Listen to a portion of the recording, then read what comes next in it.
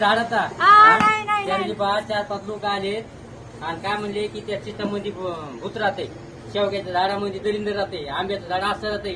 हा अरे खातात तरी कशाला मग? हा तर बुट पडून दे, रातभर बाय का झोपून द्याय ना मलाही. हा दाजी त्याच्यात भूत आहे काय भूत आहे त्याच्यामध्ये?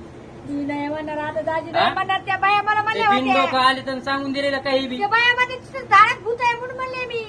नाही सरक, नाही सरक, नाही सरक. दाजी नाही नाही सॉरी आता कोण रडलीस मग?